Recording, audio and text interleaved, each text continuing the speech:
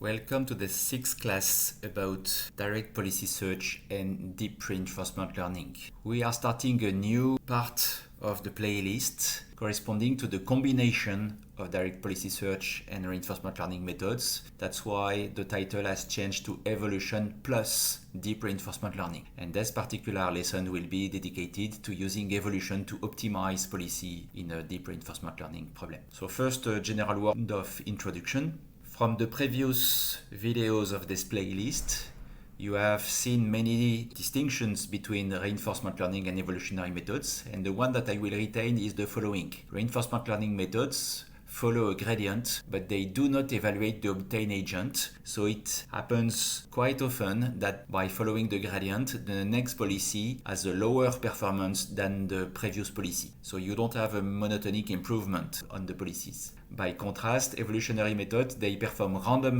variations, they don't follow a gradient, but they evaluate the agents corresponding to these variations. So they are less sensitive to the risk of having bad performance at the next generation. And the idea of combining evolution plus reinforcement learning is the idea of trying to look for the best of both worlds. That will be the perspective of these lessons, and there will be 4 lessons, including this one. So this one will be about evolving policies to improve performance. The next one will be about evolving actions to improve performance. The third one will be about evolving policies to improve diversity, so as to perform efficient exploration. And I will show you also in the 4th video that you can evolve something else, such as hyperparameters, the environment itself, the reward function, etc.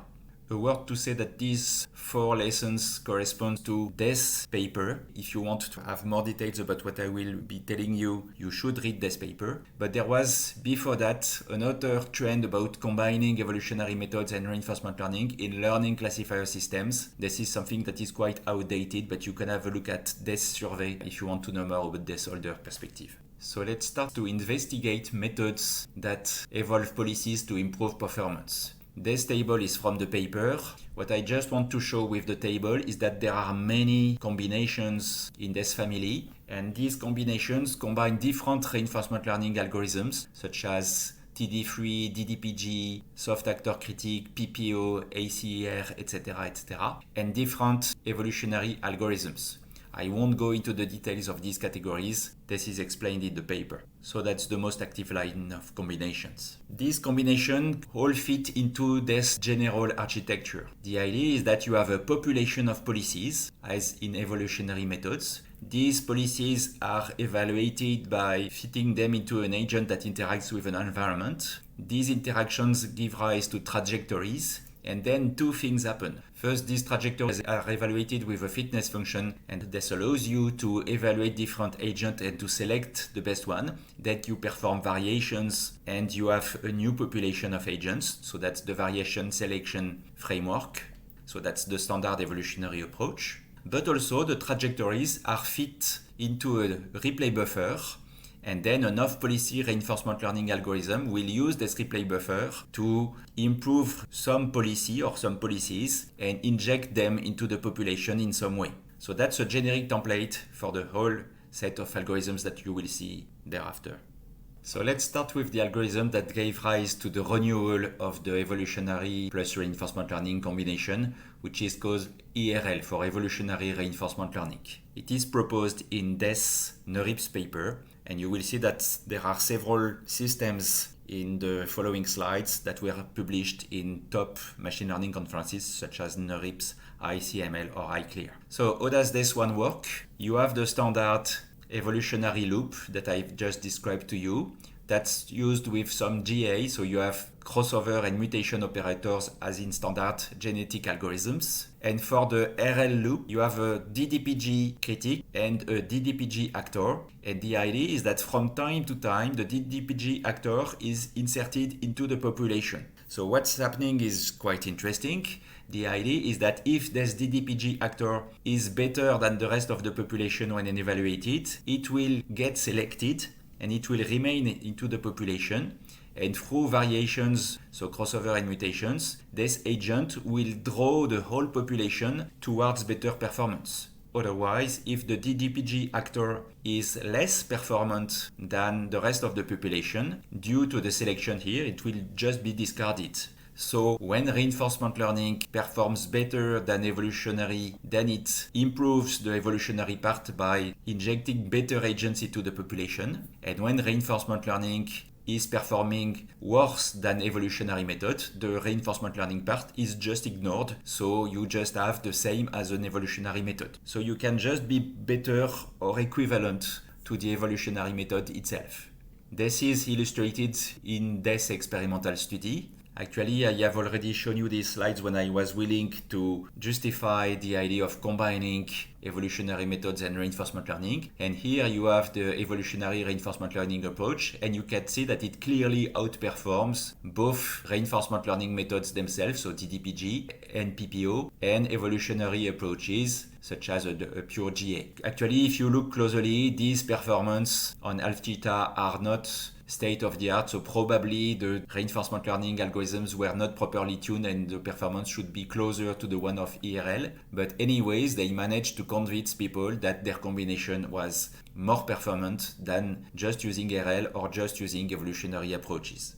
Together with Alois Pourchot, we proposed a competitor to ERL quite simultaneously. Ours were published at ICLR 2019. So the idea is very similar. You also have an evolutionary loop, but instead of using a DDPG actor and a DDPG critic, we were using the TD3 algorithm and we just add a critic. So the idea was to take half of the population from the evolutionary loop and to apply the gradient from the critic just to half these agents. So if applying the gradient of the critic is better, then this will draw the population towards better performance. And if it's not the case, then these individuals will be ignored and discarded.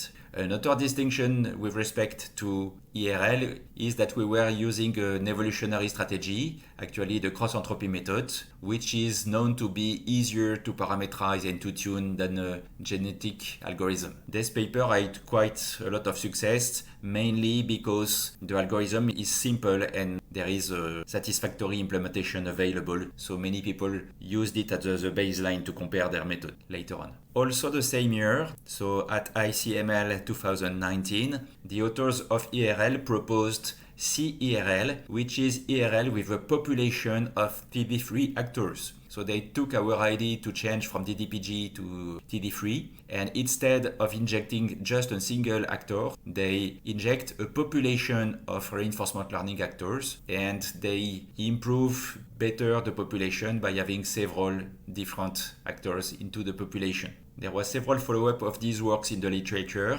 with small changing with respect to the initial ideas. For instance, FIDERL replaces the GEA in ERL with augmented random search. ESAC replaces DDPG with soft actor critique. CEM ACER replaces TD3 with ACER in CEMRL, etc. So there are not many big improvements into these papers, but they just propose variations. A new generation of work started by investigating the limitations of the ERL framework. In particular, the authors of the PD-ERL algorithm spotted that using direct encoding of neural networks parameters and standard endpoint crossover and mutation can be disruptive, which means that the next generation of networks will perform much lower than their parents. So in PD-ERL, they will replace crossover and mutation with the following element. First, a policy distillation operator instead of crossover, which is inspired for that paper, and the safe mutation operator from that paper. So this gives rise to this new PD-ERL paper.